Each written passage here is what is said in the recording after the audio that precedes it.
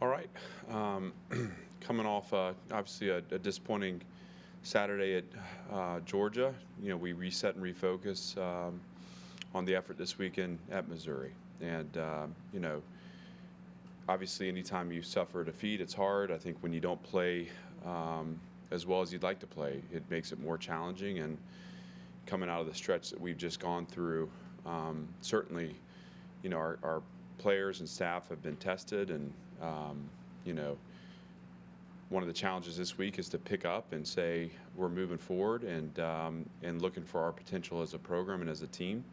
We've shown flashes of that this season, and we're waiting to put it all together in a total effort.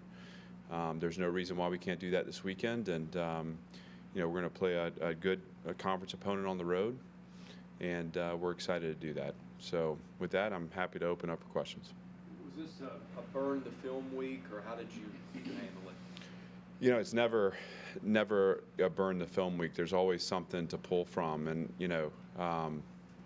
what we saw in that game was twofold. One is failed to make the available play on offense. We have good players that were in good positions that. I'm thinking specifically about, Shep getting on top of the corner and having a chance, and we're going to bet on him, 10 out of 10 times. He just came up short on that one. We had a wheel route on the sideline in the first half that to Jaden McGowan that would have been a score, and then obviously the fumble on the drive that we were sustaining there heading into halftime was a big,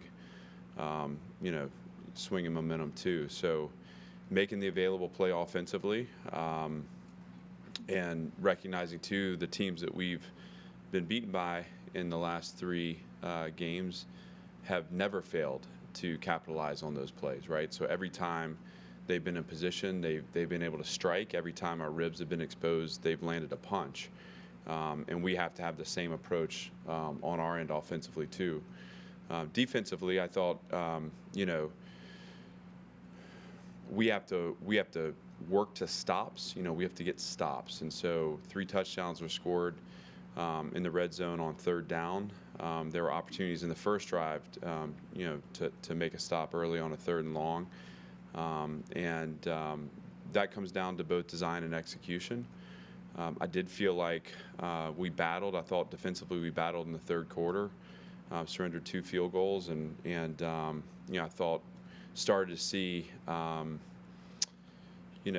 positive trajectory that way. Obviously, we didn't finish the game the way we wanted, and that was frustrating defensively. But for us, it's about the way you go from participating in the game to being a dominant force in the game is about being detailed and execution. We're not problem solving right now on the field. So when we have issues, when we have structural breakdowns, they're getting exposed. But if we have 11 guys that commit to doing their job and doing their job at a high level of detail, and we have good design, then we're going to have an opportunity to build those stops and to play better. And I thought at times we showed that on Saturday against a really good opponent.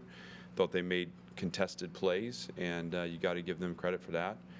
That was the learning we took from the game. So it's a lot there. We focused on where we can find those details that'll take us from, a run play on the first snap of the game that went 1st and 10, 2nd and 2, that just an attention to detail and execution would be 1st and 10, 2nd and 10, or 2nd and 11. And those things matter when it comes to playing dominant defense, and we can do that.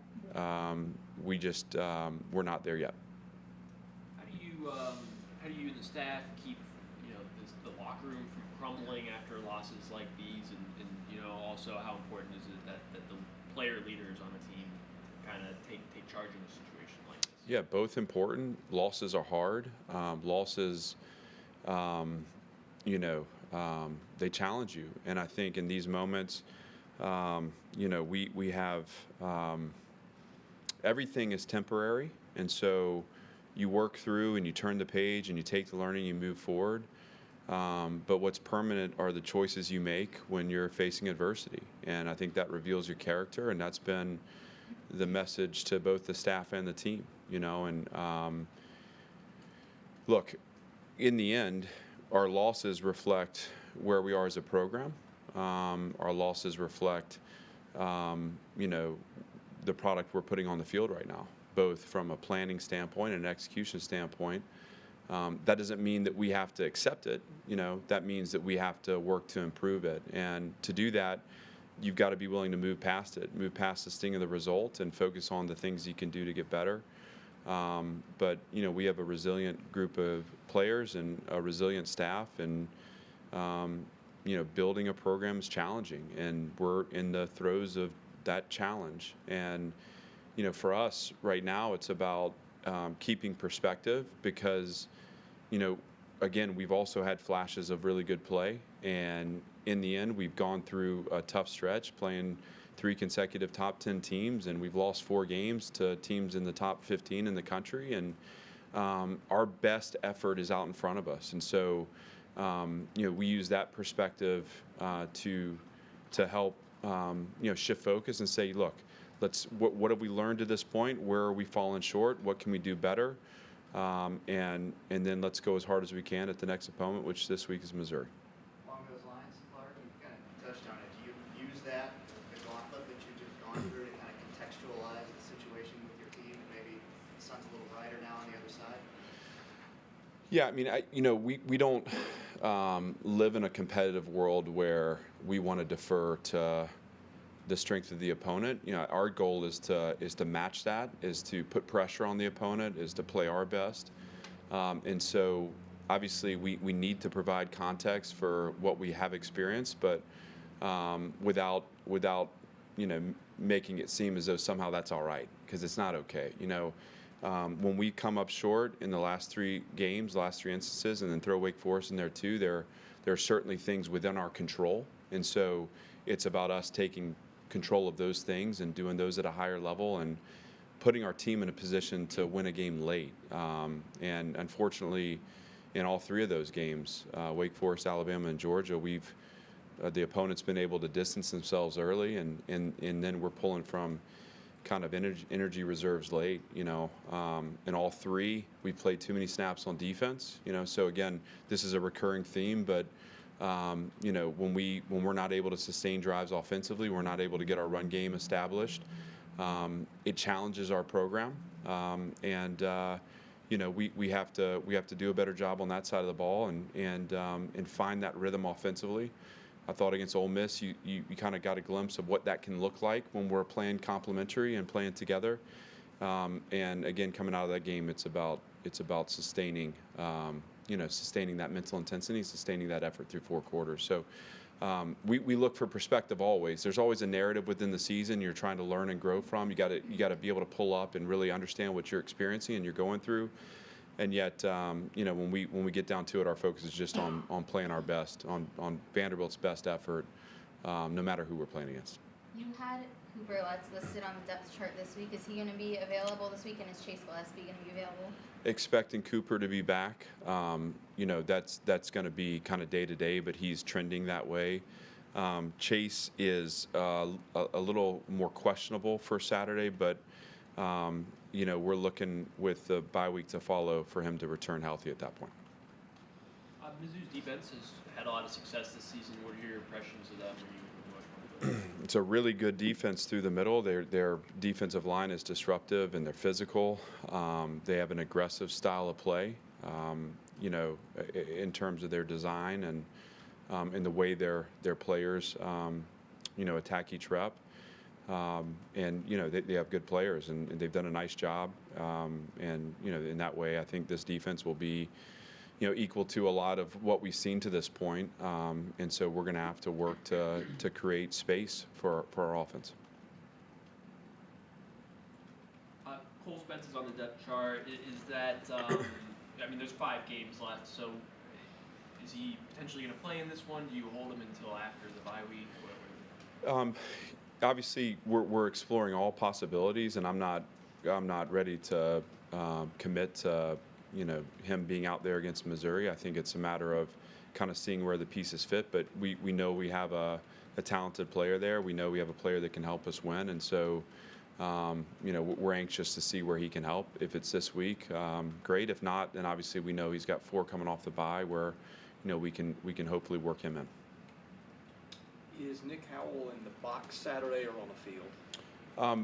He's going to be in the box. We obviously went to that format last weekend, and I think we agreed that it gave him a better chance to look, it comes back to what my experience was as a coordinator, and I was in the box, and I felt like it kept me from entangling in the emotion of the game. You kind of can stay above and think ahead, and see things for yourself a little better. That's kind of the design moving forward. I think anytime you're, again, still working through chemistry on the staff and still working through.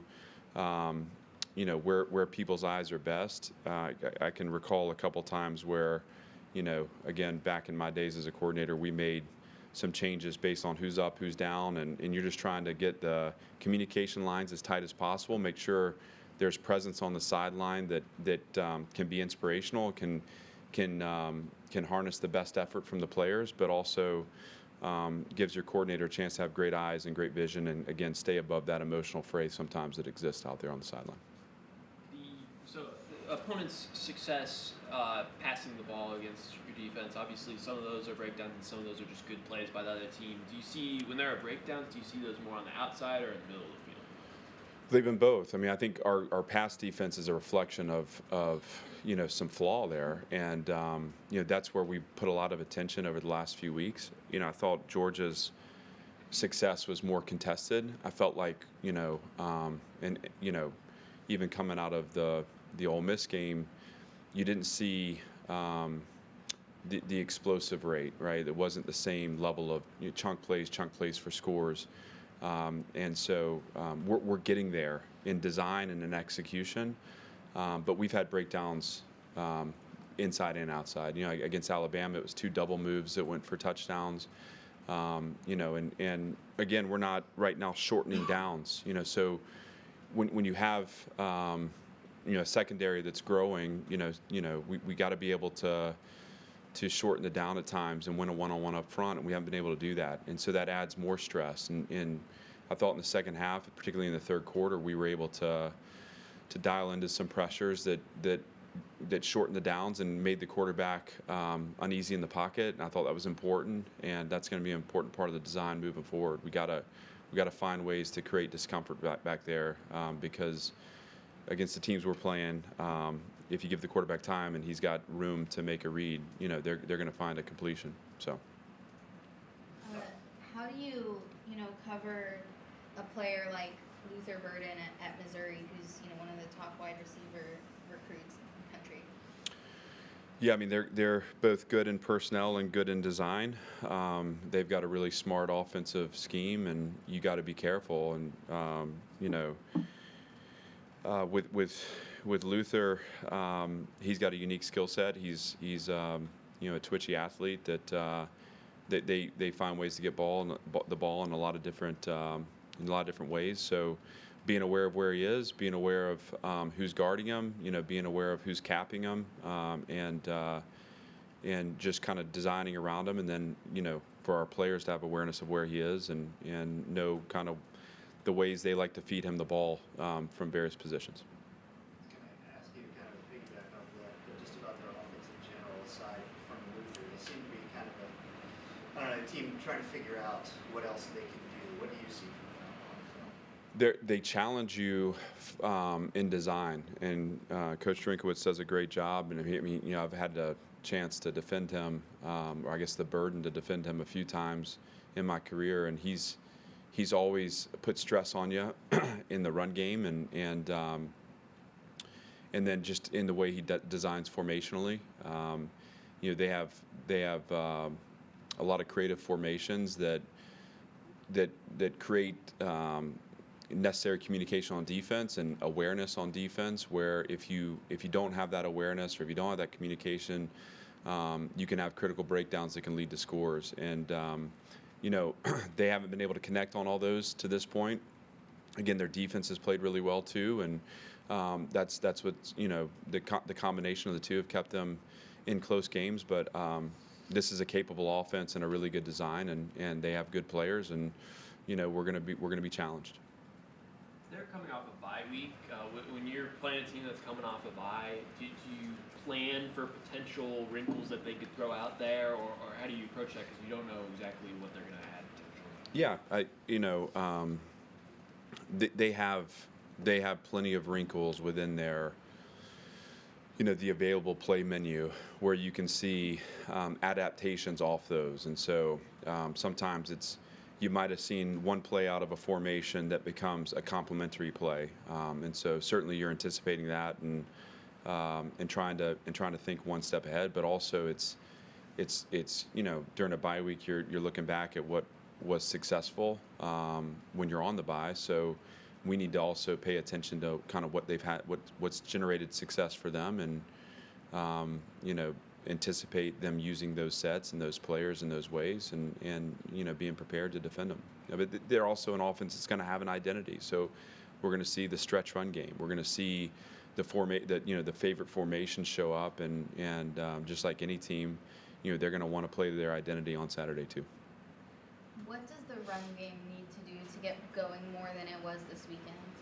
Well, similar to talking about winning one-on-ones on pass rush. We played against an opponent that was able to expose us at times on singular blocks. They closed space down inside, and I thought they pursued well at the second and third level too. So when we did have space, they closed it quickly. Good teams are going to do that. When we were at our best against Ole Miss, we were able to physically move the line of scrimmage to create enough space for our backs to get going. We need to do that this weekend against Missouri, and that obviously talked about their defensive front. That's going to present challenges, but I believe in our line of scrimmage. We've developed an identity up there, and Coach Blazek's done a great job. They'll be prepared, and they'll be ready to get our backs loose. Anything else? Thanks, everybody. Thank you. Thanks, guys.